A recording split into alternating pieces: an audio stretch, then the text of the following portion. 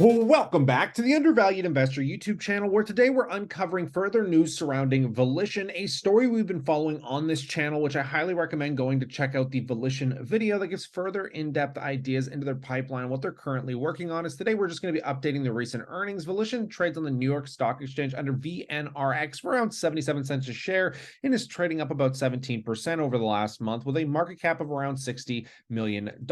And just to read into the highlights, the press releases, we're also going to hear from the CEO. I just want to take the top quote because this is very relevant. Is I am pleased to report that in the first 9 months of 2023, revenue for the NU.Q, their vet cancer test, grew by almost five-fold over the prior year period, reflecting sales of the reference kit through our global, regional, and local supply agreements. Additionally, total year-to-date revenue was $531,000, a 185% increase compared to the comparable period of 2022. We believe that these results demonstrate steady growth, but not yet the ramp in revenues that we anticipate. We expect revenues to accelerate as we close out 2023 and into early part of 2024 as several additional distributors come online with our NU.Q vet test. Now, we're going to take a look from the CEO himself, who was recently just on an interview here that breaks down this a lot more in-depthly. I also want to point out some of the financial highlights, as basically cash and cash equivalents for this quarter totaled about 10.8 million compared to 10.9 million at the end of 2022. So very cash, heavy here, sitting in a good situation as they're subsequent to the quarter end. Walloon Institutional Fund and regional government bodies of Walloon region of Belgium approved providing additional funding to the companies, aggregating approximately 6 million. And we expect the funding transaction to close this month, and they also expect to receive a further 13 million in milestone payments from Heska Corporation in the coming months. So lots of good news from cash and increasing revenue. So let's just take a quick listen to this video.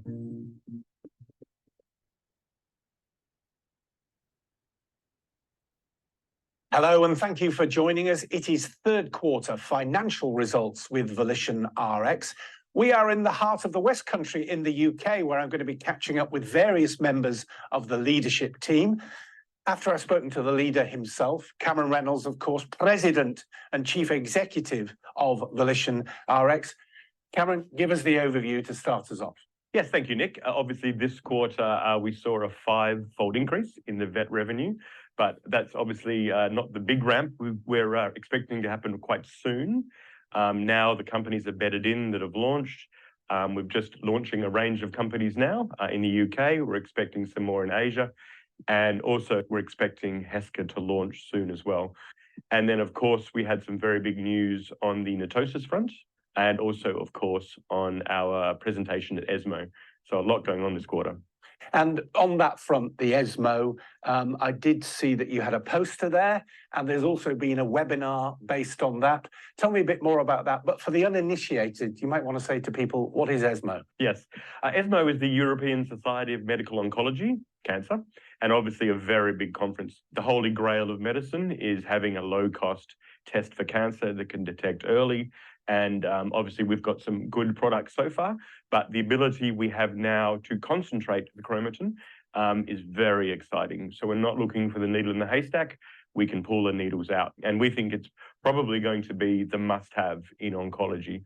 So we've done a lot of work on the product itself, and we thought a webinar was a good way to get it beyond the people who were at ESMO to the wider community. So I'm very happy. So, wow, I've been following Volition for about 7 years now, and this obviously things have changed in all aspects of the business, but this seems like a big breakthrough. Yes, the NETosis platform we have is very useful in a wide range of areas, including in vet, but this is a massive breakthrough, and it's everything we've wanted to happen in the last 13 years of the company.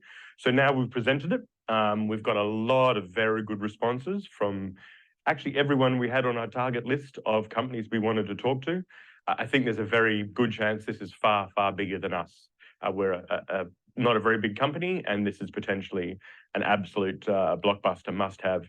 So we're now in the process of talking to a range of different parties, liquid biopsy companies, large diagnostic companies, and we think what we're in the process of doing is seeing how we can get it licensed and out there as quickly as possible.